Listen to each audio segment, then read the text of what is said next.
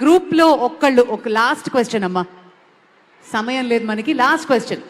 My name is Rishitha sir. దగ్గర పెట్టుకోమా దగ్గర. My name is Rishitha.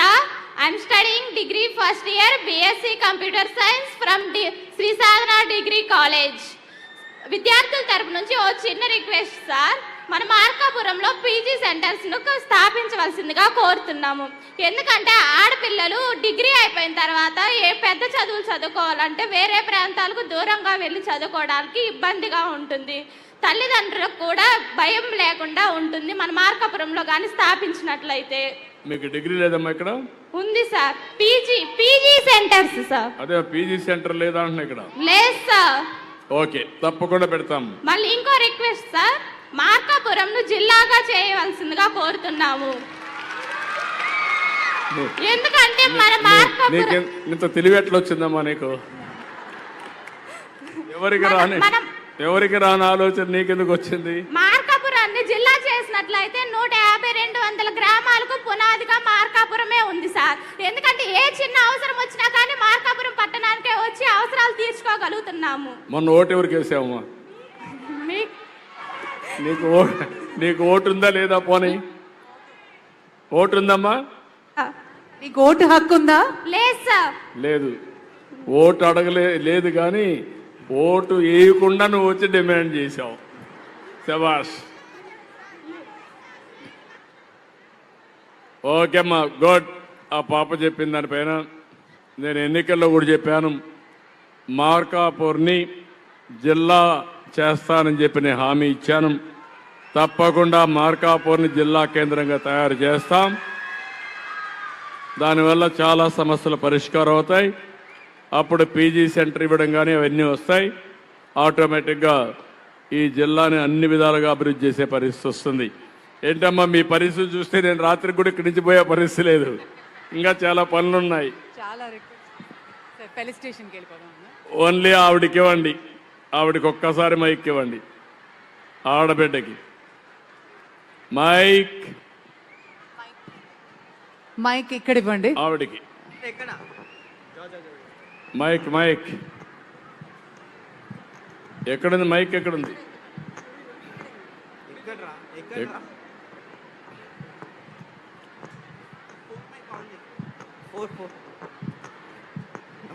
Mic అక్కడ పంపించండి. చేయి పైకి ఎత్తమ్మా నువ్వు. ఆవిడికి ఇవ్వాల. ఇంత టైం ఏంటి మైక్ పంపడానికి? ఏంటా నువ్వు కష్టపడిన భలే గట్టిగా తయారైనా మొనోపలి చేశావు. మన ముఖ్యమంత్రి చంద్రబాబు నమస్కారం సార్. నేను ఆవిడకి ఇస్తాను. పర్లేదు, మావిడే చెప్పాలి. సార్ నమస్తే సార్. నా పేరు, అందరికీ మహిళా దినోత్సవ శుభాకాంక్షలు. నా పేరు శైలజ. ఎందుకు మహిళా దినోత్సవ శుభాకాంక్షలు? దేనికోసం?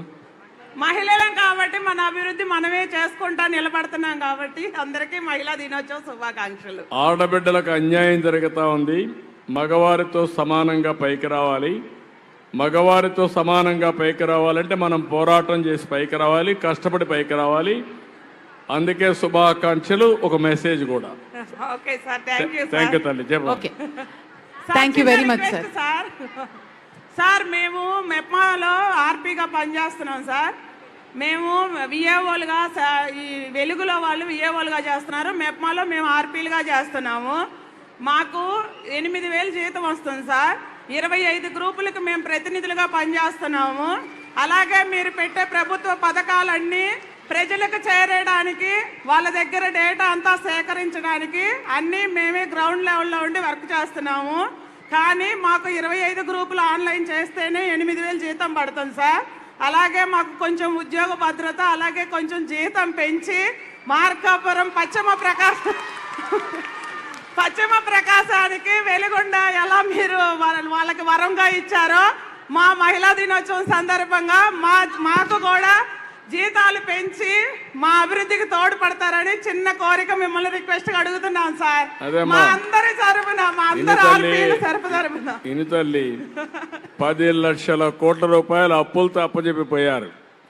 10 లక్షల కోట్లు అప్పు కట్టాలి, వడ్డీ కట్టాలి, మళ్ళా సంక్షేమ కార్యక్రమాలు చేయాలి, అభివృద్ధి కార్యక్రమాలు చేయాలి. మీ జీతాలు పెంచాలి, అన్నీ కూడా కొంచెం సమయం పడతాయి. నేను అన్ని వర్కౌట్ చేస్తున్నాను. ఎక్కడ న్యాయంగా ఉంటే అవన్నీ వర్కౌట్ చేసి ఏ సమస్య వచ్చినా సామరస్యంగా ఎట్లా పరిష్కారం చేయాలో ఆలోచిద్దాం. కానీ మీరు కూడా నేను మిమ్మల్ని కోరేది ఆల్ ఆఫ్ ఎ సడన్ కోరికలు పెంచేయద్దండి. పెంచేస్తే నాకు డబ్బులు ఫ్లెక్సిబిలిటీ ఉంటే ఇవ్వడానికి నేను ముందుంటాను. కానీ ఈరోజు ఉండే పరిస్థితి మనం మినిమం సపోర్ట్, నేను చెప్పిన హామీలు కూడా నెరవేర్చాలంటే చాలా కష్టపడుతున్నా. తల్లికి వందనం ఇప్పుడు చెప్పాను. తల్లికి వందనం ఇవ్వడానికి ఎట్లా అప్పు చేయాలనో ఆలోచిస్తున్నాను. ఇలాంటి ఇబ్బందులు ఉంటాయి. అది కూడా నేను మీరు చెప్పిన మనోభావాలు గుర్తుపెట్టుకుంటాను. ఏం చేయాలో చేస్తానని చెప్పి నేను మీకు తెలియజేసుకుంటూ, నేను చెప్పిన హామీలు నెరవేర్చుకుంటూ ఒకటి చేసుకుంటా వద్దాం. థ్యాంక్ యూ అమ్మా. Thank you sir. Thank you very much. అందరికీ నమస్కారాలమ్మా. Thank you. Thank you. మరోసారి మహిళా దినోత్సవ శుభాకాంక్షలు. వీళ్ళకి ఒక్కసారి మైక్ ఇవ్వండి. ఈ 10 మంది, ఆ 10 మంది, ఆ 10 మందికి ఒకసారి మైక్ ఇవ్వండి. మెడికోస్ కి మైక్ ఇవ్వండి. మాట్లాడండి అమ్మా. గర్ల్స్ ఒకసారి ఒక్కరు మాట్లాడండి మీలో. Good afternoon sir. మేమందరము నేషనల్ హెల్త్ మిషన్ ద్వారా రిక్రూట్ అయిన mid level health provider sir. మీ గవర్నమెంట్లో ఈ ఆడబిడ్డలు ఎస్సీ ఎస్టీ బీసీ నుంచి రిక్రూట్ అయిన కమ్యూనిటీ హెల్త్ ఆఫీసర్ని సార్ మీ గవర్నమెంట్లో రిక్రూట్ తీసుకొని గత ప్రభుత్వంలో మాకు జరిగిన అన్యాయాలు, మాకు చాలని జీతాలు వేశారు సార్. మీ ప్రభుత్వంలో మాకు ఫుల్ శాలరీ వస్తుందని ఆశిస్తున్నాము. 2022లో జరిగిన ఎన్హెచ్ఎం కాంట్రాక్ట్ అందరికీ 23% హైక్ ఇచ్చారు. మాకెందుకు ఇవ్వలేదని అడుగుతున్నాం సార్. అది దేని వలన ఇవ్వలేదు మాకు. మేము కూడా నేషనల్ హెల్త్ మిషన్ ద్వారా నుంచి రిక్రూట్ అయిన ఆడబిడ్డలమి సార్. ఈ జాబ్లో ఉన్న 86% గర్ల్సే ఉన్నారు సార్. పిఎఫ్ అమౌంట్ కూడా మాకు ఆపేశారు సార్. అది ఎందుకు ఆపేశారు? పిఎఫ్ ఫండ్ మరలా ఇవ్వాలని కోరుతున్నాం సార్. అలాగే బిల్డింగ్స్ కూడా సగము కంప్లీట్ అవ్వలేదు సార్. ఈ ఆడబిడ్డలు రెంట్ కట్టలేకపోతున్నాం సార్. ఆ జీతాలు చాలటం లేదు. 23,000 పల్లెటూర్లలో హెల్త్ అండ్ వెల్నెస్ సెంటర్స్లో 9 to 4 8 PM వరకు సర్వేలు చేస్తూ కష్టపడుతూ ఉన్న జీతాలు చాలని ఆడబిడ్డలు ఉన్నాం సార్. శాలరీ పెంచాలని కోరుతున్నాం సార్. అలాగే 6 years అందరూ కూడా డిమాండ్స్ ఉన్నాయి. మీరు ఏదైనా ఉంటే ఇవ్వండి. నేను కూడా అందరి సమస్యల పరిష్కారం చేయాలని ఆలోచిస్తున్నాను. కానీ అందరి సమస్యల పరిష్కారం చేసేటప్పుడు నేను ఎన్నికలప్పుడు చెప్పిన హామీలు ఉన్నాయి. అదే మరి మీకు చెప్పాల్సినటువంటి మీకు సమస్యలు వస్తూ ఉంటాయి. 1 by 1 పరిష్కారం చేసుకుంటా ముందుకు పోతాం. ఏదైనా ఇంత మునుపు కూడా మీరు యంగ్స్టర్స్ మీరు ఆలోచించుకోవాలి. 10 లక్షల కోట్ల రూపాయల అప్పులు కూడా ఉన్నాయి. వడ్డీ కట్టాలి, అప్పు తీర్చాలి, సంపద సంపాదించాలి, మళ్ళీ దీన్ని తిరిగి పే చేస్తానే ఉండాలి. నేనేదో రాజకీయ నాయకుడు మారిగా అవతల మారిగా బుకాయించడం లేదు. మీవి న్యాయమైన కోరికలన్నీ ఎగ్జామిన్ చేస్తా, న్యాయం చేస్తాను. ఓకే, థ్యాంక్ యూ అమ్మా. అందరికీ నమస్కారం. సరిపోతుంది, ఇంకా అందరూ బయలుదేరాలమ్మా. సరిపోతుంది.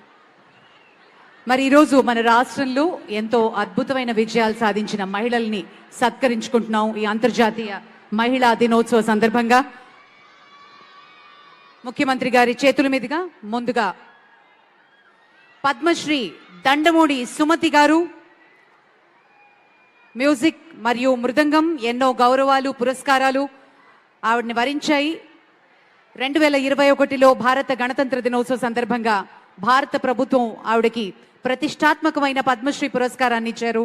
2021లో భారత రాష్ట్రపతి శ్రీ రామ్నాథ్ కోవింద్ గారి చేతుల మీదుగా పద్మశ్రీ స్వీకరించారు.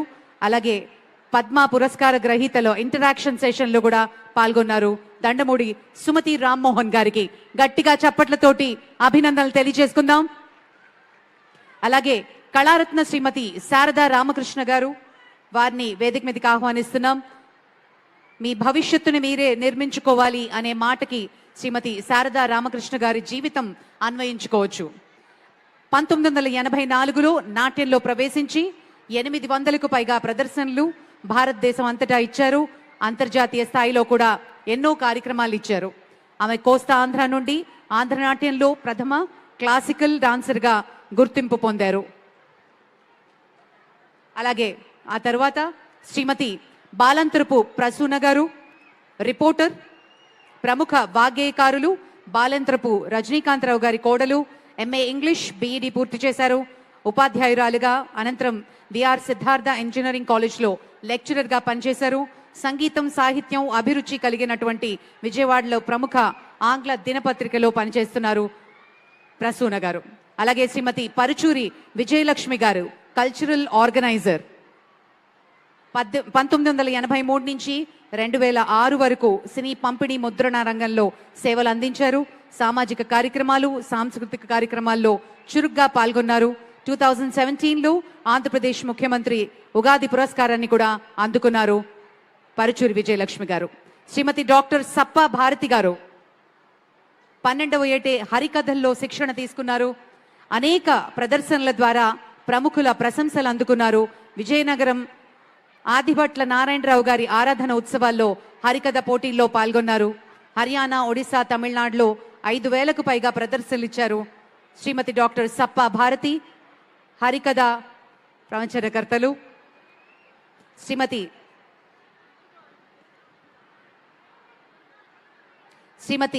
నడిపల్లి రత్నకుమారి గారు, ఎడ్యుకేషనిస్ట్, కెనడీ స్కూల్స్. రత్నకుమారి గారు గ్రామీణ విద్యాభివృద్ధికి కృషి చేస్తున్న విద్యావేత్త. హై స్కూల్ ప్రిన్సిపల్, కెనడీకి పనిచేస్తున్నారు. డైరెక్టర్గా విద్యార్థులకు అభివృద్ధితో పాటుపడమంటూ స్ఫూర్తినిస్తున్నారు. అలాగే మావు గారు డాక్టర్ నాడిపల్లి సుందరాచారి గారు 69లో విజయవాడలో కెనడీ స్కూల్ని స్థాపించారు. నాడిపల్లి రత్నకుమారి గారు అభినందనలతో గట్టిగా చప్పట్లు. మరి అలాగే డాక్టర్ శ్రీమతి స్వర్ణలతాదేవి గారు, సోషల్ సర్వీస్. 1000కి పైగా జాతీయ, ప్రాంతీయ సెమినార్స్లో పాల్గొన్నారు. మహిళా సమస్యలపై ప్రసంగించారు. విద్యార్థులతో శ్రమదానం, వృక్ష మరియు ఎన్నో కార్యక్రమాలు సామాజికంగా నిర్వహించారు. అంతర్జాతీయ సంస్థల ద్వారా అవగాహన కార్యక్రమాల్ని కూడా చేపట్టారు. కంగ్రాచులేషన్స్ అండి. డాక్టర్ శ్రీమతి టి వసంతలక్ష్మి గారు, సర్వీస్ మరియు ఎంటర్ప్రెన్యూర్ కూడా. అనాథలు, వికలాంగులు, బాలికల రక్షణ, విద్యారంగం అభివృద్ధిలో ఎంతో కృషి చేశారు. ప్రముఖ సామాజిక సేవకురాలు. ఆమె విఎల్సిటి మరియు ఆర్సి ద్వారా ప్రభుత్వం, కార్పొరేట్ సంస్థలకు సహకారం అందిస్తూ అభివృద్ధి కార్యక్రమాలు ఎన్నో చేస్తున్నారు శ్రీమతి డాక్టర్ వసంతలక్ష్మి గారు. ఆ తర్వాత శ్రీమతి శిరీష గారు, యోగా ట్రైనర్, అంతర్జాతీయ యోగా స్వర్ణ పథకం విజేత.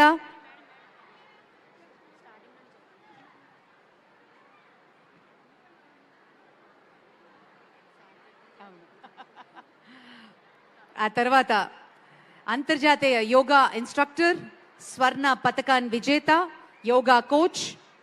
థాయిలాండ్, శ్రీలంక, సింగపూర్లలో అనేక పథకాలు సాధించారు. పేద విద్యార్థులకు ఉచిత యోగా శిక్షణ కూడా అందిస్తూ జాతీయ స్థాయిలో ఎన్నో గెలుపులు సాధించారు. యోగా ట్రైనీ శ్రీమతి శిరీష, కంగ్రాచులేషన్స్. ఆ తర్వాత శ్రీమతి నాగులపల్లి ఫణిరత్నశ్రీ, విజయవాడ పోలీస్ కమిషనర్ యూనిట్లో హోమ్ గార్డ్గా విధులు నిర్వహిస్తున్నారు. ఆమె కుమారులతో 2 వైద్యులు, 2 సాఫ్ట్వేర్ ఇంజనీర్లు, కుమార్తె వైద్యురాలుగా పనిచేస్తున్నారు. అద్భుతం, కంగ్రాచులేషన్స్. అలాగే శ్రీమతి కృష్ణకుమారి గారు, విమెన్ అండ్ చైల్డ్ రైటర్.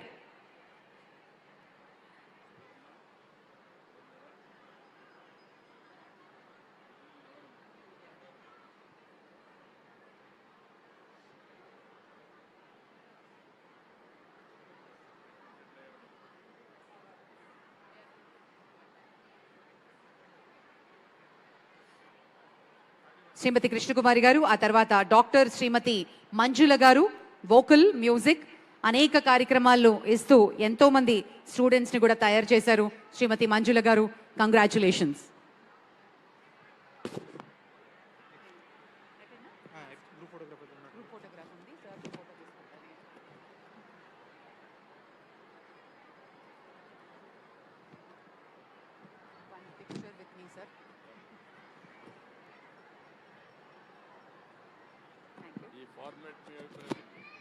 ఇప్పుడే సార్ గ్రూప్ రఘుపతి దీదీస్ది ఒక గ్రూప్ ఫోటోగ్రాఫ్. పిల్లలు రండి.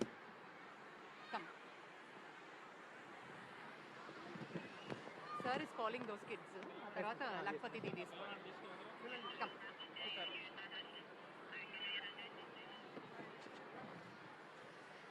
శాస్త్రీయ నృత్య కళాకారులు చిన్నారులు వారందరికీ ఒకసారి గట్టిగా చప్పట్లు.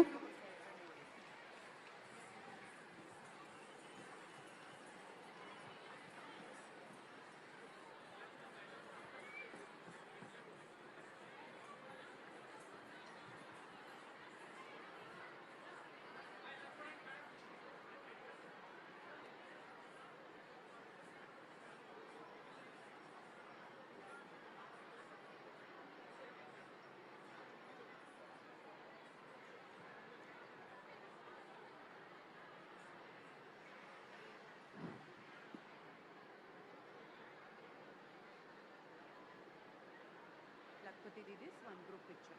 That's all. Yeah. Group picture announce చేస్తే Thank you చెప్పేనా వందన. Thank you for everybody. Group picture ఉందని తర్వాత చెప్పండి మేడం. Yeah.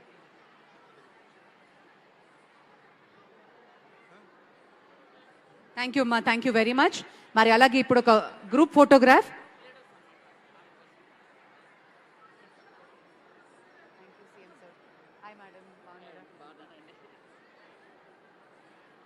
గ్రాడ్యుయేట్ ఇచ్చినందుకు అంగన్వాడీ లీడర్స్ థ్యాంక్స్ చెప్తాను. అంగన్వాడీ లీడర్స్ అందరూ ఒక కృతజ్ఞతతో ఈరోజు మరి సీఎం గారికి ఆత్మీయంగా ఒక థ్యాంక్ యూ చెప్పుకోవడానికి వేదిక మీదకి వస్తున్నారు. తెలుగునాడు అంగన్వాడీ లీడర్స్ అందరూ వారికి గట్టిగా చప్పట్లు. మరి లక్పతి దీదీస్ వీళ్ళంతా వారితో ఒక గ్రూప్ ఫోటోగ్రాఫ్. ముఖ్యమంత్రి గారు నెమ్మదిగానమ్మా, కొంచెం డిసిప్లిన్గా అందరం జాగ్రత్తగా ప్రశాంతంగా గ్రూప్ ఫోటోగ్రాఫ్ తీయించుకుందాం.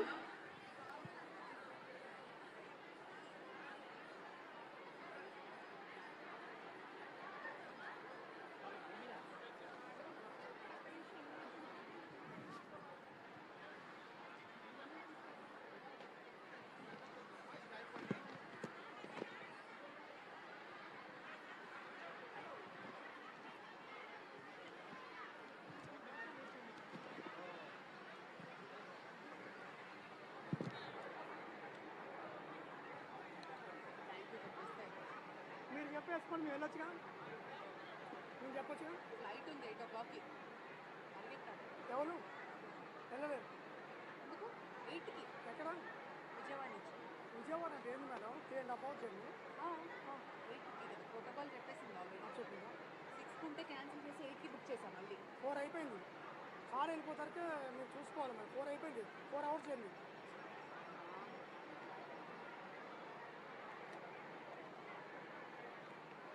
అందుకోలేనా? చూసుకోండి. ఇంకా ఇది 1/2 hour ఉంటుంది. అయిపోయింది. ఫోటో సెక్షన్ ఉంది కదా మేడం. ఫోటో సెక్షన్ ఉంది కదా. సో మరి ఈ కార్యక్రమానికి విచ్చేసిన ప్రతి ఒక్క మహిళకి పేరు పేరున కృతజ్ఞతలు తెలియజేసుకుంటున్నాం. మరోసారి అంతర్జాతీయ మహిళా దినోత్సవ శుభాకాంక్షలు. Thank you very much.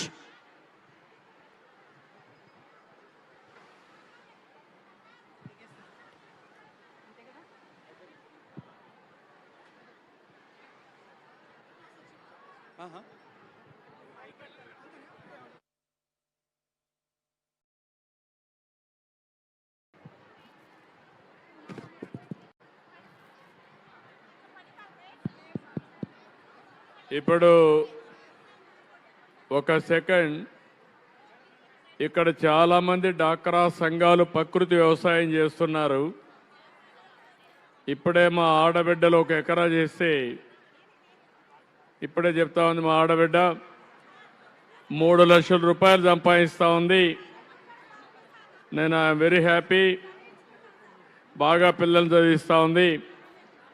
నాకు దావోస్కి పోయినప్పుడు ఒక ఆలోచన వచ్చింది. అక్కడ అందరితో మాట్లాడుతూ ఉంటే ప్రకృతి వ్యవసాయం బాగుంటుంది, మొత్తం గ్లోబల్ వార్మింగ్ వచ్చింది, వాతావరణం అంతా కూడా మారిపోతూ ఉంది, కాబట్టి ప్రకృతి వ్యవసాయాన్ని ప్రోత్సహించాలని ఒక చర్చ వచ్చింది. అప్పుడు మహారాష్ట్ర నుంచి ఒక పద్మశ్రీ అవార్డు తీసుకున్న వ్యక్తి పాలేకర్. ఆ పాలేకర్ వచ్చి క్లాసులు చెప్పేవాడు. నేను అప్పుడంతా మిమ్మల్ని రమ్మని 3-4 రోజులు ఆ క్లాసులన్నీ చెప్పించేవాడిని. అది అయిన తర్వాత ఇప్పుడుండే విజయ్ కుమార్ని సెక్రటరీగా పెట్టి దానికి మొట్టమొదటిసారి గవర్నమెంట్ ఇచ్చే డబ్బులే కాకుండా ఏదైతే మన విప్రో వ్యాపారం చేసే సంస్థ 200 కోట్ల రూపాయల గ్రాంట్ కూడా ఇచ్చారు. ఈరోజు నేను గర్వంగా చెప్పగలుగుతున్నా, మా ఆడబిడ్డల వల్ల, డాక్రా సంఘాల వల్ల ఈరోజు ప్రకృతి సేద్యం ప్రపంచంలోనే మంచి పేరు తీసుకొచ్చే పరిస్థితికి వచ్చింది. మీరు సమాజం కోసం పనిచేస్తున్నారు. ఒక ఊరికి వెళ్ళాను నేను మొన్న నా నియోజకవర్గంలో. అక్కడ ప్రకృతి వ్యవసాయం చేస్తూ అక్కడ పండించిన పంట ఆయన తిని వేరే ఊరికి పంపిస్తే ఎక్కువ ఆదాయం వస్తుందని తెలిసినా తక్కువ డబ్బులకు ఆ ఊరికే ఆ పంట ఇచ్చాడు. ఆయన నాకు చెప్పిన సమాధానం ఏంటంటే, మా ఊర్లో వాళ్ళకి ఇస్తే వీళ్ళ ఆరోగ్యం బాగుంటుంది కాబట్టి మొట్టమొదటిసారిగా మా గ్రామస్తులకు ఇవ్వాలని గ్రామస్తులకి ప్రకృతి వ్యవసాయ పంటలు ఇచ్చే పరిస్థితి వచ్చాడంటే అది అతని పట్టుదల. ఇక్కడుండే ఆడబిడ్డలంతా ప్రకృతి వ్యవసాయం చేస్తున్నారు. నేను మీ అందరికీ ఒకటే కోరుతున్నా, నేను ఎప్పటికప్పుడు ఏం చేయాలో గైడ్ చేస్తాను. దీనికి ఇప్పుడు సర్టిఫికేషన్ చేస్తున్నాం, ట్రేసబిలిటీ పెడుతున్నాం. ఇది ప్రకృతి వ్యవసాయం నుంచి వచ్చినటువంటి పంటని దానికి సర్టిఫికేషన్ వస్తుంది. రెండోది, ఏ రైతు పండిస్తున్నారు, ఏ ఆడబిడ్డ కష్టపడతా ఉంది, నేను తినే ముందు 1 నిమిషం చూసుకుంటే నేను చదువుకునే పరిస్థితి వస్తుంది. అది ట్రేసబిలిటీ వస్తుంది. ఈ 2 వల్ల ప్రకృతి వ్యవసాయానికి ప్రాధాన్యత పెరుగుతుంది. రాబోయే రోజుల్లో ప్రకృతి వ్యవసాయం చేసి ఆ పంటలు తిన్నవాళ్ళ ఆరోగ్యం, అదే మరి మందులేసి క్రిమి సంహారక మందులు కూడా తింటే ఆరోగ్యం ఎట్టుందో 2 కూడా నేను స్టడీ చేస్తున్నా.